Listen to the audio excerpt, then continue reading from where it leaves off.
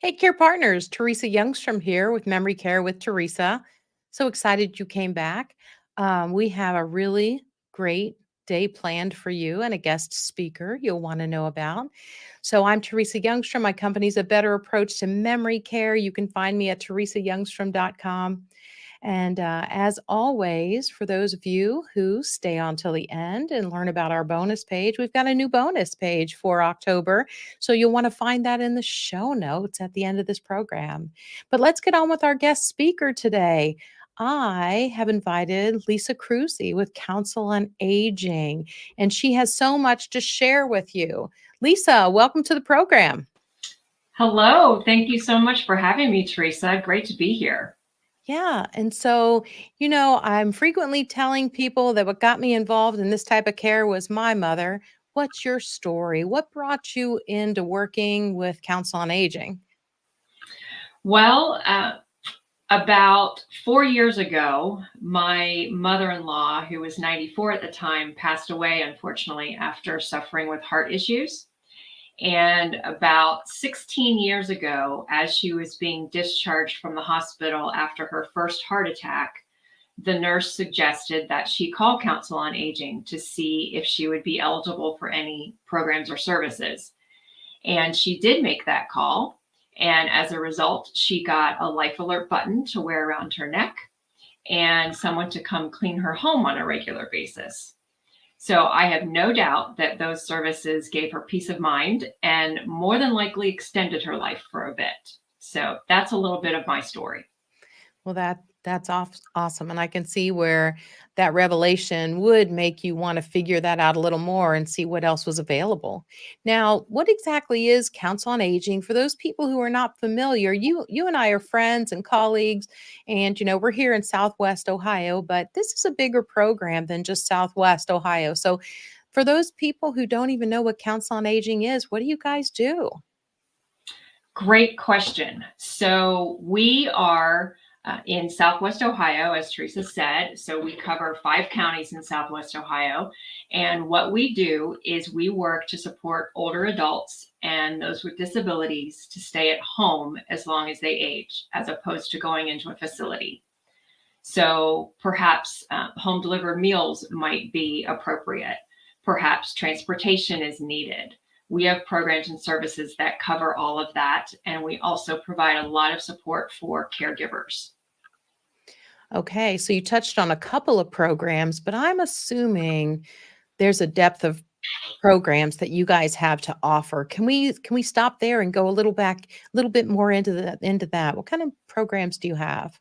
Sure. We have a number of programs, and I will just mention right up front that income is not a qualification for any of our programs. However, it is a consideration. And by that, I mean that we have programs for people who are eligible for Medicaid, and we have programs for people who are not eligible for Medicaid. So, example, we have the Elderly Services Program, which is for people who are not low income enough to qualify for Medicaid. However, personal care 24/7 can be very expensive. So sometimes that creates a gap. And that gap is where the Elderly Services Program comes in. It's a taxpayer funded program, and it provides a number of different services depending on what care is needed. Maybe, like I said earlier, transportation, home delivered meals, maybe minor home modifications like grab bars for the shower to add extra stability, whatever might be needed to stay at home in a safe, independent way. And we have a program called Passport, which does include people eligible for Medicaid. And quite frankly, without it, there would be a lot of low income Ohioans who are forced prematurely into nursing homes when they don't really need to be there. So the Passport program provides the services and supports similar to what I've already described. What we do at Council on Aging is we aim to provide the right amount of services at the right time in the right place. All right. So our programs are flexible and can change as need be. I love that. One thing that pops in my head, probably the $1,000,000 question, how much does it cost? Sure, sure.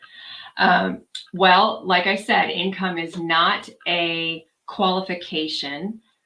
However, it is a consideration. So I would encourage anyone who's listening today to not assume that they make too much money to be eligible, because depending on income, there may be a copayment, which is on a sliding scale for services, or there may not be.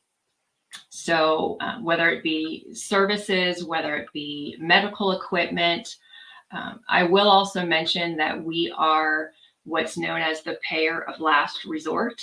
Mhm. And all that means is if a person is eligible to receive a service or get some equipment from another source, maybe the VA, maybe insurance, then we would not kick in. Okay, so there is a hierarchy of services there that would kick in first for certain people. Got it. Yes. Yes. We are a So nonprofit, not a okay, government agency, which okay, is kind of confusing. So yeah. So what areas do you guys really cover, and what's available if people live outside of there? sure. Well, we cover the 5 counties of Southwest Ohio, which would be Butler, Claremont, Clinton, Hamilton, and Warren. And I will mention that we are a part of a network throughout the state and throughout the country. And that network is a network of area agencies on aging that was created in 1965 through the Older Americans Act. Mhm. And so we are a AAA, not to be confused with the driving people, right? So we are an area agency on aging for Southwest Ohio. For if you are looking for options and information about aging in another part of the state or another part of the country, people can access the elder care locator, and that is quite helpful. The website for that is www.eldercare.acl.gov. And what that does, it works on a zip code basis. So all you have to do is go to the elder care locator and input the zip code of the area you're looking for care in, and up pops the AAA in that area. Nice, that's awesome. Seems like Mhm. it's pretty Very simple. helpful. I like Very that. helpful. I hear the term, long-term care a lot. Long-term care. You know what? It's confusing, and I was just wondering if you could explain that a little bit. Sure. Um, so long-term care, contrary to popular belief, really, long-term care is not a one-way trip to the nursing home. And what it is it's not necessarily medical in nature. Long-term care is a range of services and supports needed to live on a daily basis. And so it's not necessarily medical in nature, rather, it's help with a term we call ADLs, Mm, activities of daily living, the bathing and the dressing mm, and the transferring, going from the kitchen to the couch. Um, so there are IADLs, instrumental activities of daily living, which are more complex skills, such as managing finances, meal preparation, those sorts of things. So that's what we focus on. The fact is, about 70% of people will need long-term care during their lifetime. However, only 30% of us think we will. So that's a big discrepancy. And we know that 9 out of 10 older adults would prefer to stay home as they age. So Council on Aging is here to help that happen. Well, that's good. That does sound a lot better than the nursing home. But we are thankful that we have services for the folks that then can't live at home. It is awesome. We talked a little bit about caregiving, and it sounded like initially we're talking about the person who needs help. But what about the people who help, their mom or help their aunt or their grandma? How do we help Sure. caregivers? Caring for the caregiver is incredibly important. Mhm. And let me just say, Teresa, there is a boom. It is a very, very hot topic right now. Um, you and your listeners may or may not be aware of the national home health aide shortage Mhm. that is really affecting a lot of older adults and people who need care.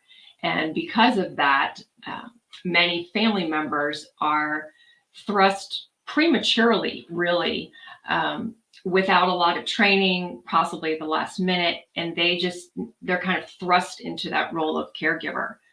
Um, Now, when I say the word caregiver, many people don't think of themselves as truly a caregiver. They're just simply doing what needs to be done Mhm. as a friend or a spouse or a neighbor. Um, and if people do not identify as a caregiver, they're less likely to reach out for help. Mm. So we have a specific caregiver support program that provides support just for the caregiver in the form of perhaps it's just a conversation. Perhaps it's just either a referral to resources. Our job at Council on Aging is really to generate ideas. Have you thought about this? What about that? Do you think this would help? So we might not have all the answers, but we have we have a good place to start. Yeah. Very interesting that none of us say we wanna end up in the nursing home and then to be caregivers, and then it's all complicated by my type of client that gets dementia. Yep. So and I have so many families who just try and wing it because they think that that's what you do, right? Like, they don't even ask for help or anything, and it's so hard on them. So I'm so thankful you guys have a plan to help caregivers. Now, Yeah. in the past, you and And I. Teresa, Yeah. I do actually want to mention that our caregiver support program, you have to be 60 years old, either the caregiver or care recipient. Mhm. However, there is no age requirement for people providing care for those with Alzheimer's, dementias, neurological disorders. Awesome. I had no idea. That's awesome. And they need that. That is because it's just so hard. It is Um, very, very hard, and that support really can bring balance to life. So, well, and I'm sure you see a lot of burnout. absolutely, caregiver burnout is one of the top three reasons that people go to nursing homes. And I don't have any statistics off the top of my head, but it's a real thing that many times caregivers, their health declines prior to the person who they're caring for. So the quality of life is definitely something that needs to be looked at. There might be a lot of responsibilities. Maybe they're still in the workforce, so they're working, they're juggling job duties and caring for an older loved one. Maybe they're raising their own family, so they're going here and there, and it can be a lot. So the caregivers you guys work with are typically family members, would you say? Yes, we do work with a lot of family members, and um, they might be adult children, they might be grandchildren.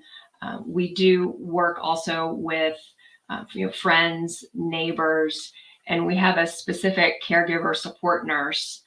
Her name is Anna, and she and her team are absolutely fantastic.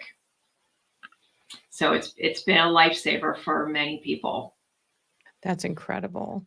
I Um, like to say that Council on Aging helps caregivers in two different ways. And one way is the support program that provides the support for them. And the second way we help caregivers is by providing the programs and services and providing the care for their older adults, older loved ones when they might not be able to, and giving them a little bit of peace of mind that comes into play many times. If families spread around the country and they just can't be everywhere, and they know that good care is available. Do you ever refer your families to, like, if they don't have a caregiver, to a private duty company or to a hospice company? Do you use resources like that? We do. We have quite an extensive resource directory on our website, which incidentally is help4seniors.org. And I mention that because there are about 1,600 resources on that resource directory.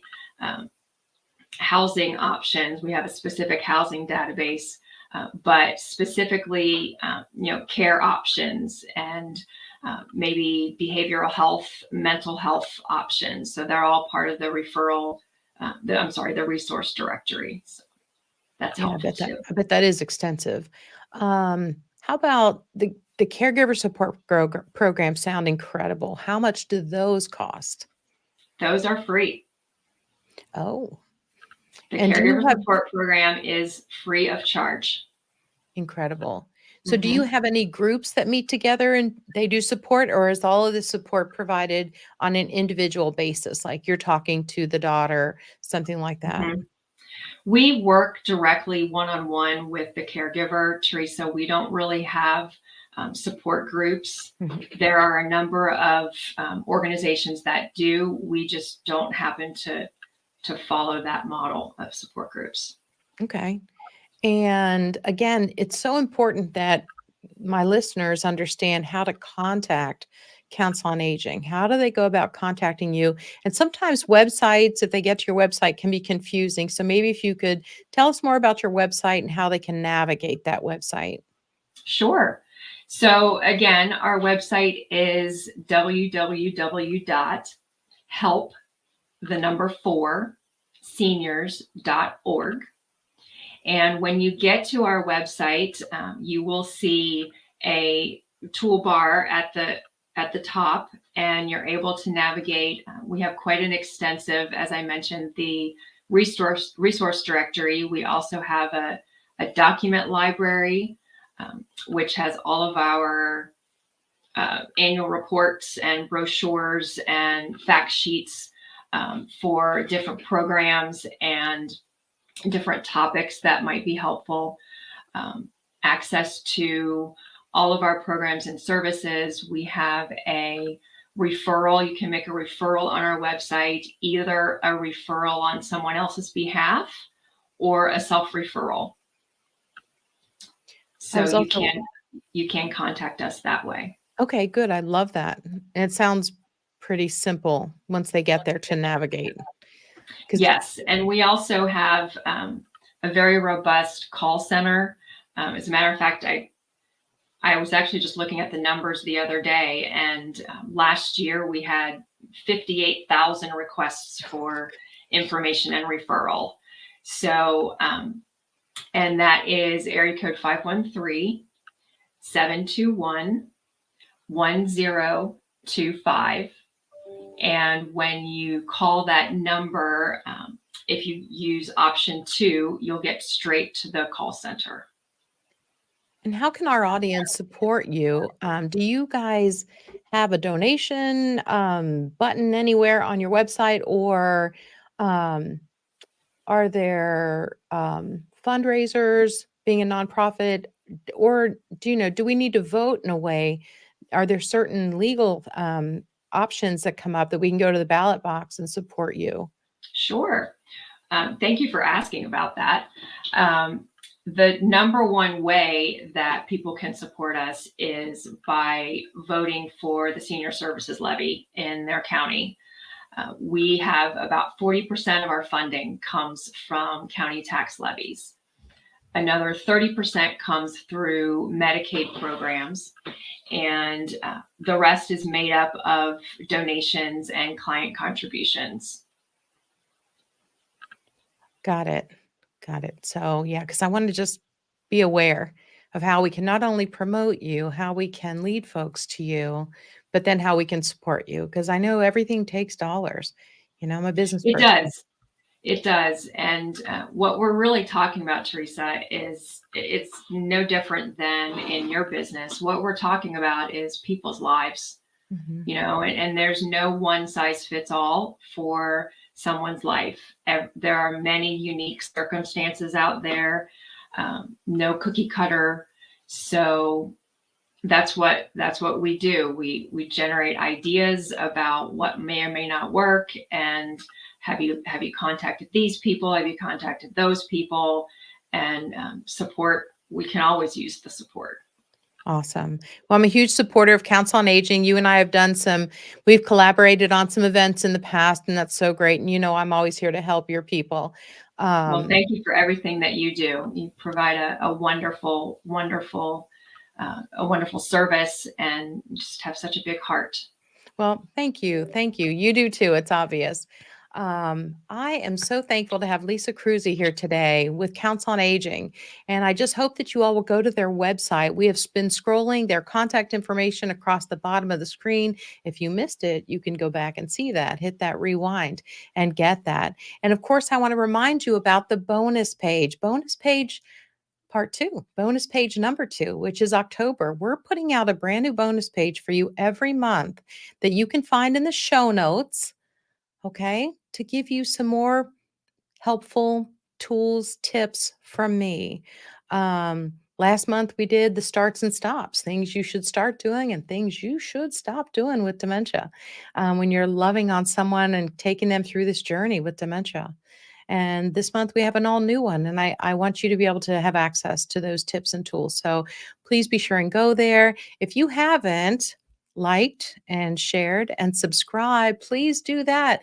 You all probably know we hit another record high this week on subscribers. And we're so excited because that means we're serving you, the people out there around the world who need this kind of help.